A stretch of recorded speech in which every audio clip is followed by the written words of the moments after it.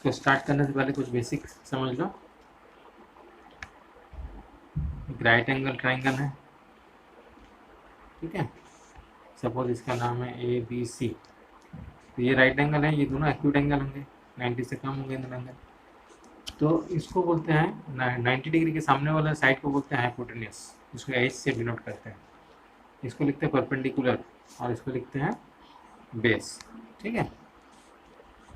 तो इसका रिलेशन तो आप लोग जानते हो कि H square equal to P square plus B square होता है। अगर इसको इस तरह भी लिख सकते हैं, H equal to P square plus B square. दूसरा फॉर्मूला आ जाएगा, परपेंडिकुलर अगर निकालना है तो पी इक्वल हो जाएगा H square minus B square, और अगर बेस निकालना है तो हो जाएगा H square minus P square. अब इन सब का जो रिलेशन है उसको कहा जाता है रेशियो, है ना। परपेंडिकुलर और हाइपोटेन्यूस का रेशियो, परपेंडिकुलर और बेस का रेशियो। तो अगर हम लोग परपेंडिकुलर अपॉन बेस लिखेंगे पी अपॉन बी, तो ये हो जाएगा, इसको हम लोग बोलते हैं टेन थीटा। थीटा मतलब यहाँ का जो एंगल है, सपोज यहाँ का एंगल थीटा है तो ये टेन थीटा हो जाएगा। अगर कुछ नहीं लिखा तो टेन सी भी लिख सकते हैं, अगर सी है तो टेन सी लिख सकते हैं।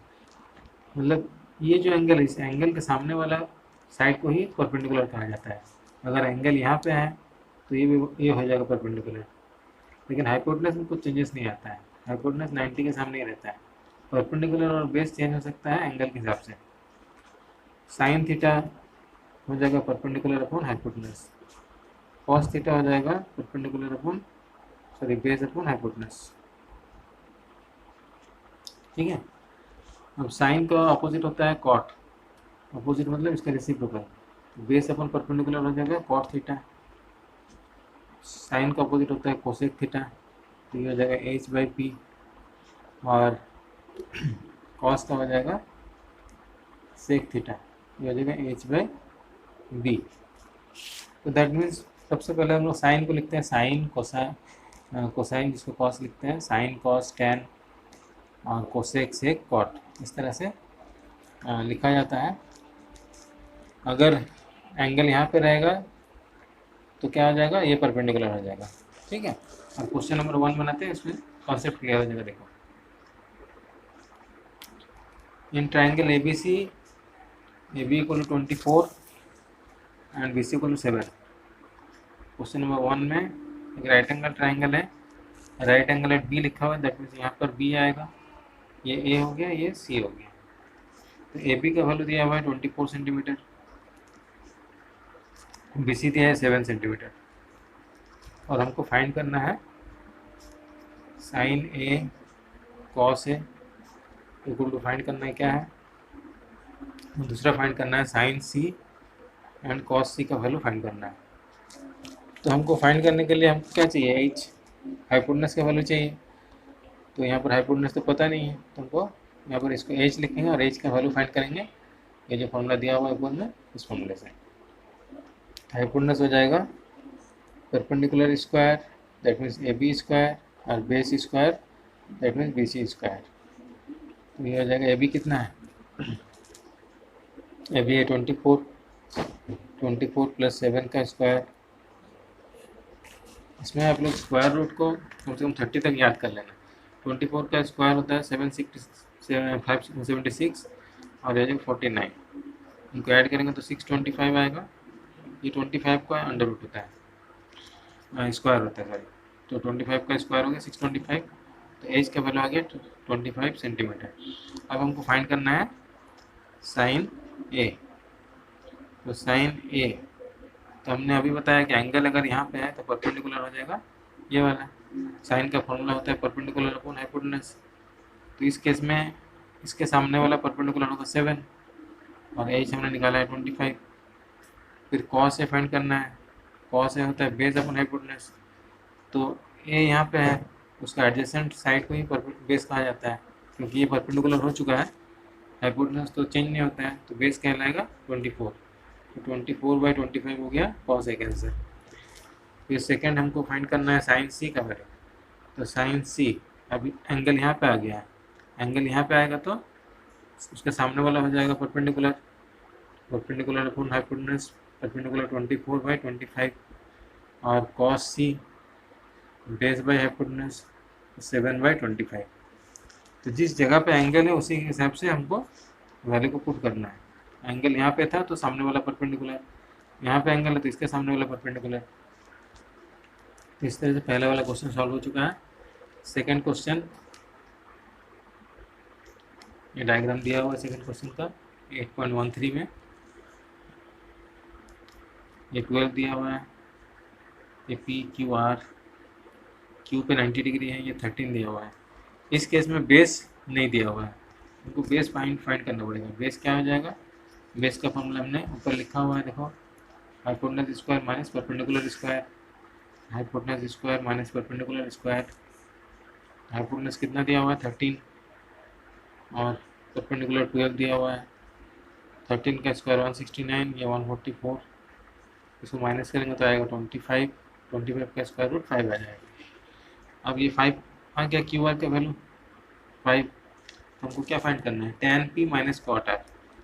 Now tan p minus cot R, तो p यहाँ पे है एंगल, तो ये परपेंडिकुलर होगा, tan में होता है ये परपेंडिकुलर अपन बेस, ये परपेंडिकुलर हो गया, तो बेस हो जाएगा पी क्यू। और कॉट आर एंगल यहाँ पे है, तो एंगल के सामने वाला हो जाएगा परपेंडिकुलर। कॉट का फॉर्मूला होता है बेस अपन हाइपोटेन्यूज, सॉरी बेस अपन परपेंडिकुलर। तो इस केस में अगर एंगल यहाँ है तो ये बेस हो जाएगा, क्यू आर हो गया बेस, ये हो गया पी क्यू।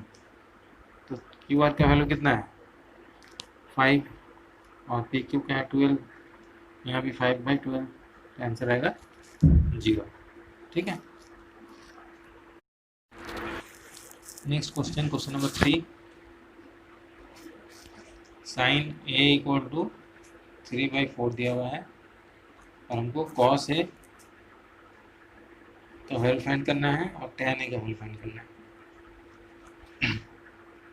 तो डायग्राम बना लेते हैं, इसमें डायग्राम तो दिया नहीं है तो हम डायग्राम बनाएंगे खुद से। ए बी सी, हमने एंगल को यहीं पे मान लिया है। तो साइन ए का वैल्यू दिया हुआ है 3/4। साइन का क्या होता है, perpendicular upon base, sorry hypotenuse. तो पी हो गया यहाँ पे, यहाँ पर क्या है नहीं सिंपलेस्ट फॉर्म में दिया है इसलिए हम उसमें कांस्टेंट मान लेंगे 3k, और एच इक्वल टू हो जाएगा 4k। यहाँ पे लिखना k equal to constant. k के रहने से कुछ चेंजेस नहीं आएगा आंसर में। तो परपेंडिकुलर पता है, हाइपोटेन्यूज पता है, तो आपको बेस फाइंड करना पड़ेगा।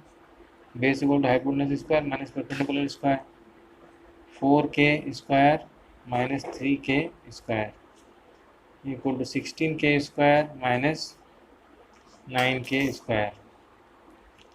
तो ये कितना हो जाएगा 7k स्क्वायर, के स्क्वायर रूट से बाहर आ जाएगा तो √7k, इसका वैल्यू हो गया बी का। अब कॉस ए का वैल्यू निकालूँ, कॉस ए इक्वल टू हो जाएगा बेस अपॉन हाइपोटेन्यूज।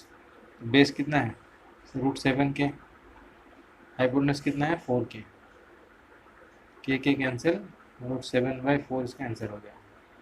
फिर tan ए का वैल्यू निकालूँ, tan A equal to perpendicular upon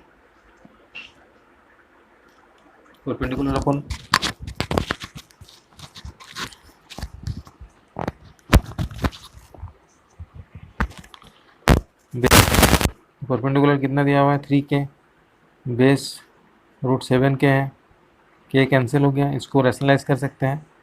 3/√7 equal to √7 into √7 ऊपर नीचे मल्टीप्लाई 3√7/7, ऐसे भी लिख सकते हैं इसको। तो ये कॉस ए और tan ए का वैल्यू आ चुका है।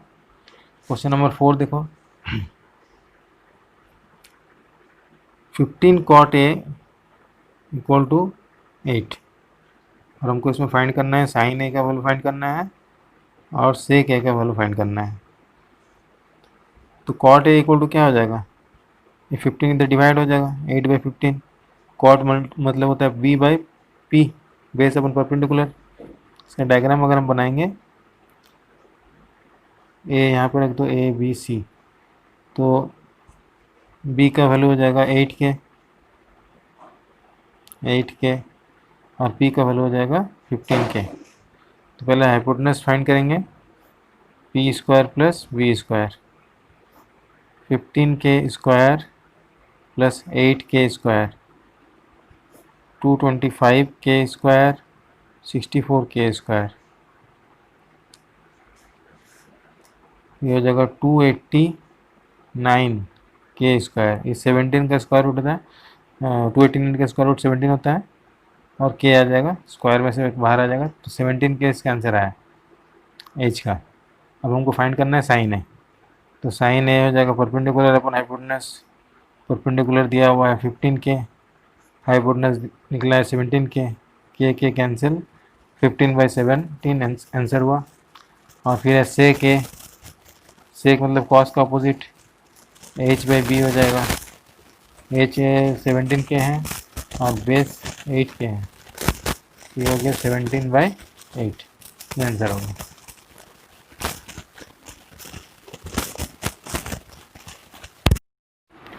Question number 5, sec theta equal to 13/12, और हमको सारे बाकी रेशियोज फाइंड करना है। तो सेक का मतलब ये होता है बेस अपन, सॉरी हाइपोटेनस अपन बेस, है ना, क्योंकि कॉस का अपोजिट होता है। तो हमको हम यहाँ लिख देंगे b इक्वल टू 12 के, h इक्वल टू 13 के। परपेंडिकुलर फाइंड करना पड़ेगा, परपेंडिकुलर हम फाइंड कर लेते हैं। परपेंडिकुलर का फॉर्मूला होता है h square minus B square, 13 के स्क्वायर माइनस 12 के होल स्क्वायर। तो 13 का कितना हो जाएगा 169 के स्क्वायर माइनस 144 के स्क्वायर, ये आंसर आएगा इसका 25 के स्क्वायर, दैट मीन्स 5 के। अब बाकी रेशियोज फाइंड करो। Sine theta equal to P upon H, P कितना है 5 के, एच कितना है 13 के cancel 5/13। Cos theta equal to B upon H, base कितना है 12 के, ये एच कितना है 13 के, कैंसिल 12/13।